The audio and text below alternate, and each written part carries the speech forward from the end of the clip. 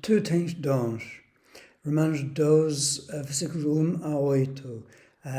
Este é o papo mais prático do livro de Romanos, onde se aplica tudo que foi ensinado nos anteriores capítulos e onde Paulo descreve os dons para servir a Deus. Vou ler o primeiro versículo. Portanto, Romanos 12, versículo 1. Portanto, irmãos, rogo-lhes pelas misericórdias de Deus que se oferecem em sacrifício vivo, santo e agradável a Deus. Este é o culto racional de vocês. Os primeiros capítulos os primeiros 8 capítulos, aliás, falam do amor de Cristo exprimido ou mostrado em salvação. Fala do perdão dos pecados, reconciliação, como Deus resgatou as nossas vidas pela cruz, pela morte na cruz, como somos justificados em boas condições com Deus, e Ele derramou em nossos corações amor de Cristo. E nós verificamos através dos primeiros 8 capítulos que Deus nos ama, apesar de nós somos pecadores e afastados de Deus.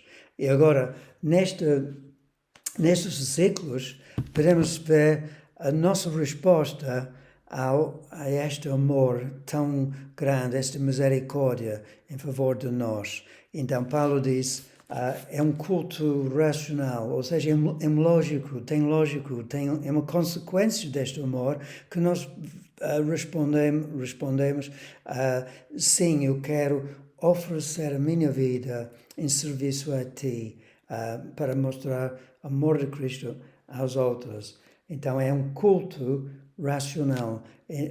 Quando nós pensamos em culto, pensamos em louvores e adoração, também mas o culto racional, o sentido desta palavra mais verdadeiro é que toda a nossa vida é uma adoração. Tudo que nós fazemos deve ser um sacrifício a Deus. Enquanto vivemos, diz, um sacrifício vivo, Paulo roga-nos, para nós, uma consagração do nosso corpo. Tudo que nós somos, podemos entregar nas mãos de Deus. A nossa língua, a nossa mente, a nossa vida, os nossos pés, as nossas mãos, tudo vai ser entregue ao serviço a Deus. É total. Tudo que nós somos está entregue a Deus para o uso dele. Nós somos vasos e ele usa vasos disponíveis. É um paradoxo, porque no sacrifício no Velho Testamento trata-se de matar um animal para perdão dos pecados. Aqui não, é um sacrifício simbólico, um sacrifício não para ganhar perdão, mas um louvor em adoração a Deus. É uma adoração, é um sacrifício, no primeiro lugar, santo. Deus só pode usar vasos puros, pessoas que não têm interesse em explorar as outras para poder dominar sobre outras ou tirar dinheiro dos outros. Então, é racional, como eu disse, é lógico, e nós podemos verificar aqui que é para comprovar que é boa, todos os dons que Deus nos concedeu pelo Espírito Santo são boas em nosso parecer e agradáveis.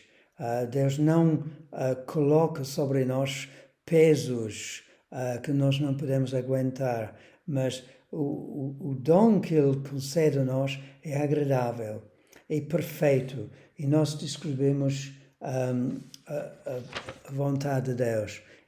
Toda a vida inclui, como eu disse, tudo que fazemos com família, com trabalho, com dinheiro, mas vem muito além do nosso dia a dia, inclui a vida, o trabalho, etc.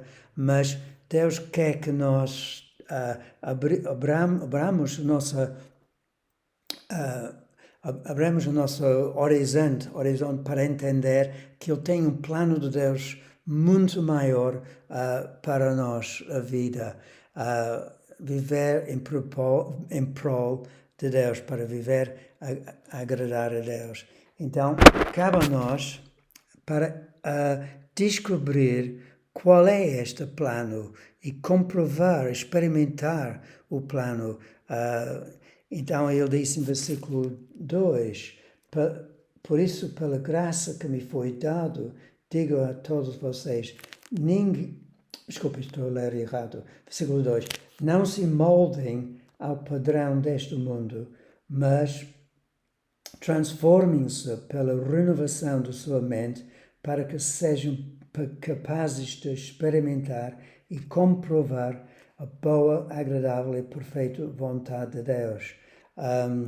Então, como cristãos, não devemos copiar o mundo. Qual é o propósito das pessoas mundanas, pessoas no mundo, as pessoas que não são crentes? É viver para o ego, lazer, viver só com foco em dinheiro, foco em família, foco em diplomas, foco em sucesso, foco em saúde, influência, beleza do corpo, focar na opinião dos outros. Mas não, para nós crentes, temos de descobrir o plano de Deus.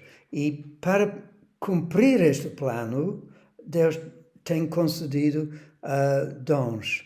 E neste trecho eu quero mencionar, e Paulo menciona, 7 dons.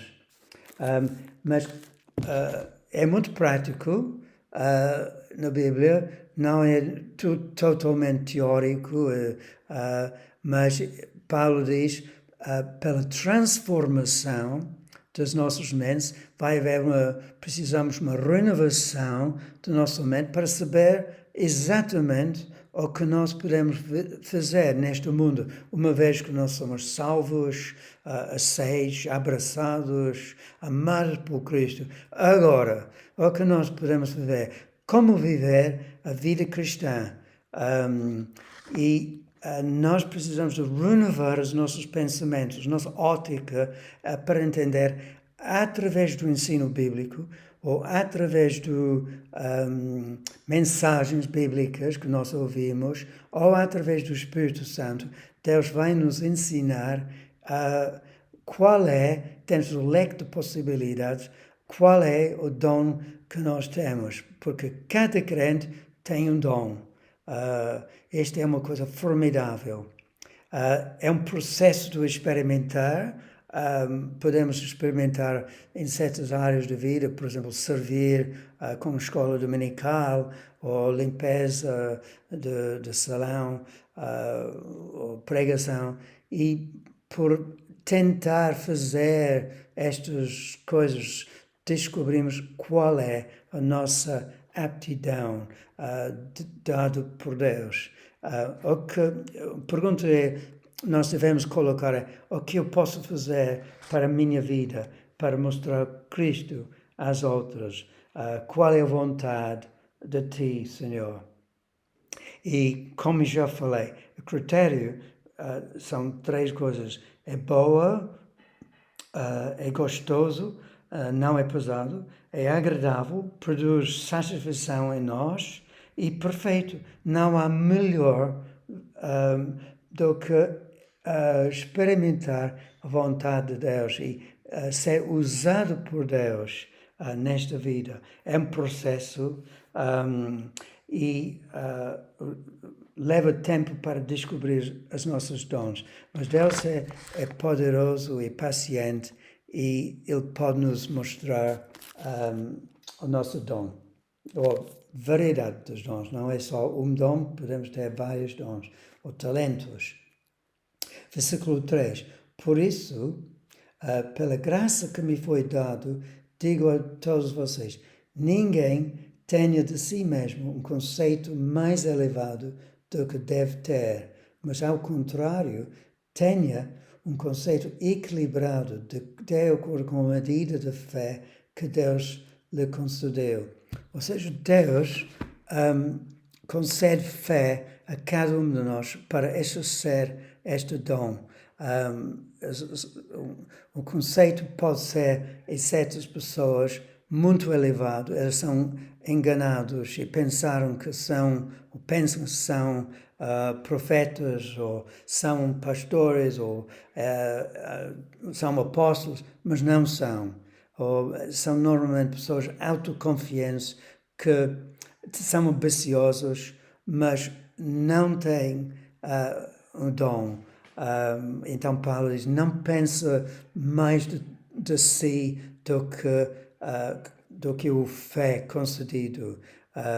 Pessoas, por exemplo, existem muitas pessoas que têm uma capacidade linguística, uma fluência na língua, que querem ser pregadores, mas não têm este dom. Não ministra o Espírito Santo, especialmente para pessoas com personalidades fortes que acham que conseguem fazer tudo, querem ser mestres, querem ser pastores, por exemplo, ou outras funções na igreja, mas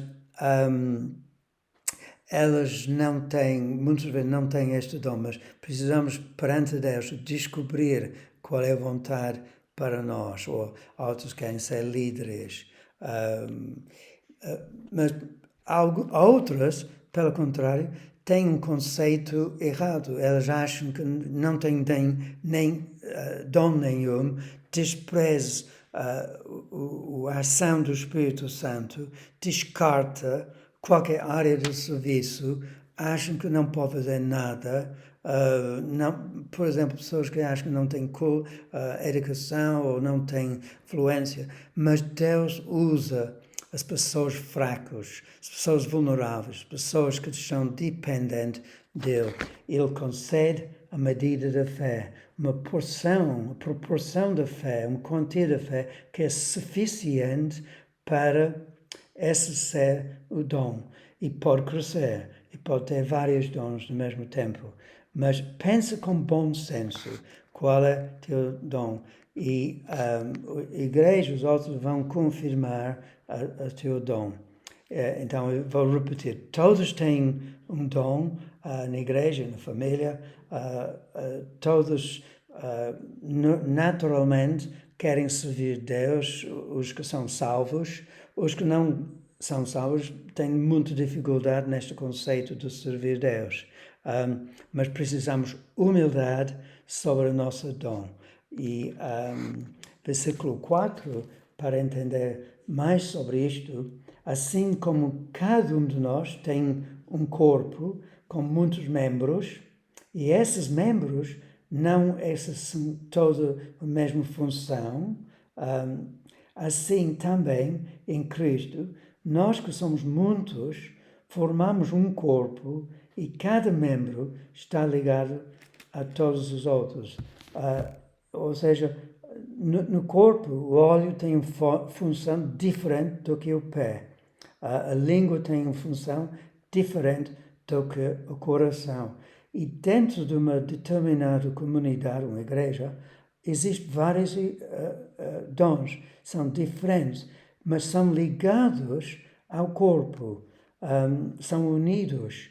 E, então, pode ser que o teu dom é diferente do que o meu dom, mas não é preciso ter ciúmes ou tentar adquirir a minha dom. Temos de viver em harmonia. Não precisas de ter ciúmes, não tenhas ciúmes dos outros dons. As outras funções podem ser muito mais óbvios, mais públicos, mas não importa. Desde que tu serves Deus com o teu dom, Deus está satisfeito. E respeita e valoriza o dom que tem e respeita o dom dos outros. Versículo 6 diz: temos diferentes dons de acordo com a graça que nos foi dada. Então, não é uma questão de servir Deus de qualquer maneira, com carnalidade, com as capacidades humanas. Não. Diz aqui, são dons de acordo com graça.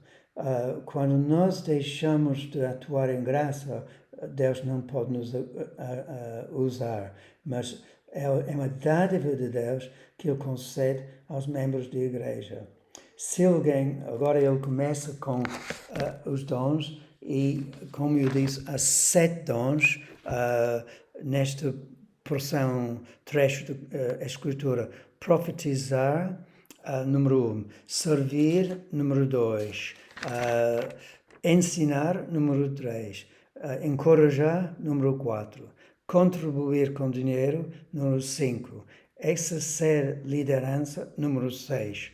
Mostrar misericórdia, número 7. Agora, há muito incógnito com muitas pessoas sobre o dom de profetizar.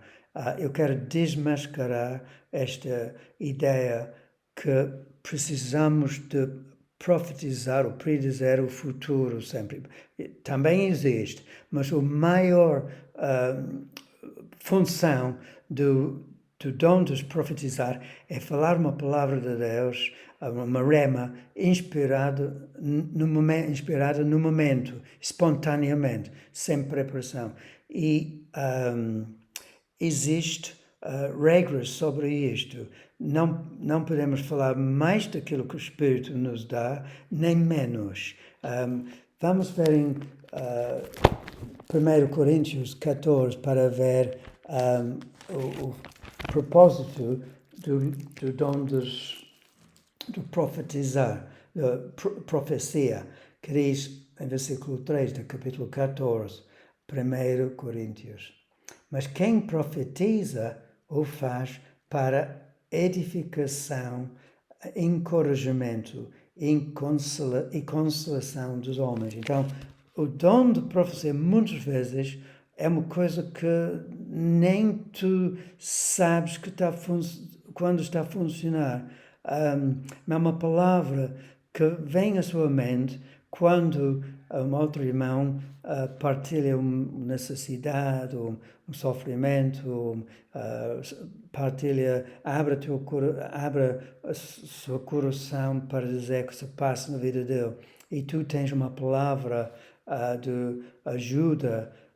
É parecido com o dom de ajuda, mas é diferente, porque tu podes dar edificação a um outro irmão.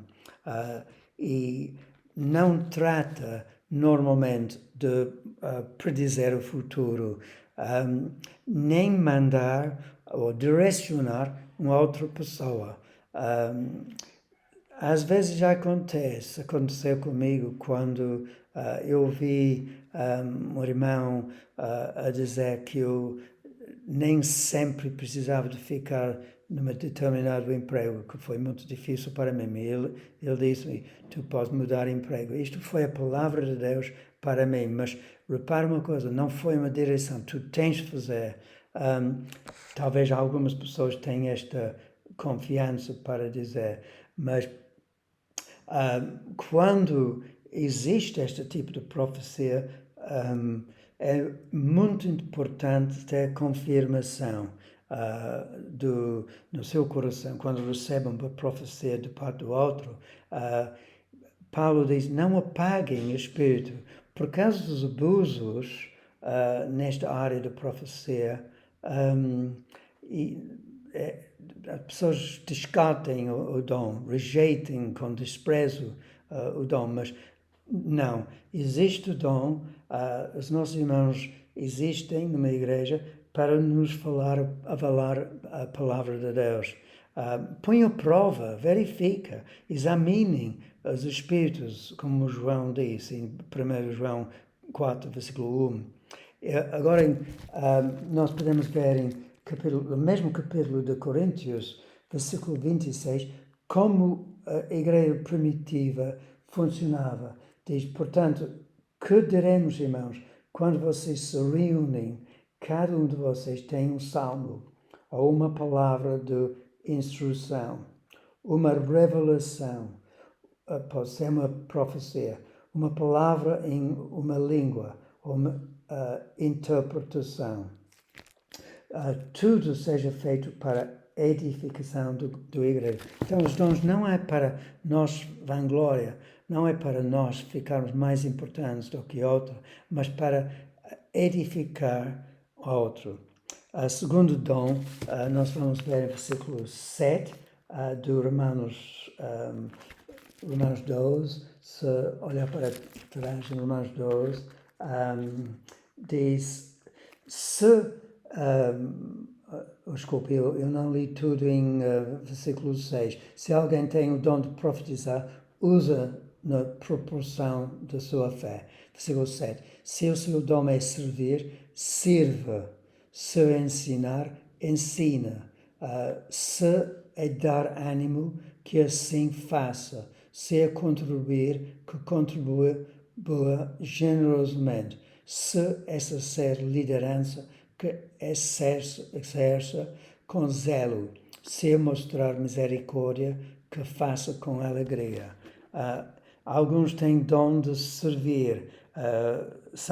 Em alguns Bíblias diz ministério, são ministros, são pessoas que têm o dom de diácono, querem servir nas coisas práticas, por exemplo, limpeza do salão da igreja, hospitalidade em casa, preparar a Santa Ceia, gerir as finanças da igreja, preparar refeições para toda a igreja, ajudar os irmãos com coisas práticas. Se tu tens este dom, usa este dom de servir.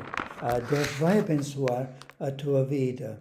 Se for ensinar, seja dedicado em estudar a escritura, leia livros, leia constantemente e estuda grego, prepara-se, faça um curso teológico, cultiva o dom, desenvolve o dom.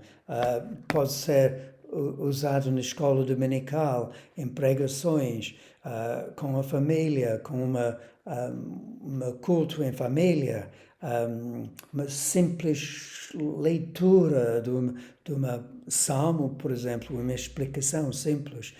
Ensina os seus netos, ensina os seus filhos, ensina a esposa. Há muitas áreas onde nós podemos ensinar. Número 4, dar ânimo, ou encorajar, exortar, num culto ou fora do culto, dar conselhos aos irmãos, especialmente porque o diabo provoca desânimo em nós e precisamos uns dos outros para nos animar no trabalho do Senhor em nossas vidas. Número 5, contribuir com generosidade. Todos são chamados a dar, pelo menos um dízimo, mas uma oferta à obra do Senhor. Mas alguns são chamados para dar muito mais dinheiro, tem mais possibilidades, pode ajudar com dinheiro, com simplicidade, sem gabar, na obra de Deus, com projetos em outros países, por exemplo, se não forem em Portugal e outros países, um país onde tu vives que não tem muitas necessidades. Mas há muita pobreza no mundo e cabe a nós perceber o que Jesus fazia se vivesse mesmo na Terra. Número 6, exercer liderança. Tu podes, por exemplo, gostarias de ser líder dos jovens, ou com crianças, escola dominical, ou servir como pastor, ou líder numa igreja, ou líder numa empresa, ou líder numa família, onde tu és o chefe espiritual. Seja zeloso, entrega-se para ser líder, seja responsável, focado em fazer isto, com muita oração e dedicação. Número 7, mostra misericórdia para quem sofre, possivelmente com os doentes na igreja, ou vizinhos, ou família, acamados, os moribundos, as pessoas na prisão, os órfãos, os pobres, os sem-abrigos. Há muitas possibilidades de servir a Deus e usar a tua vida nas mãos de Deus. Seja feliz em desempenhar este dom. Podes visitar os enlutados, ou as viúvas, pessoas que precisam de apoio, precisam de uma palavra, precisam de ser ouvidos. Então, neste capítulo, temos 7 dons e cabe a mim descobrir e desenvolver os dons do Espírito de graça que Deus tem me dado, tu dado nesta dinâmica. Que Deus abençoe a sua vida. Amém.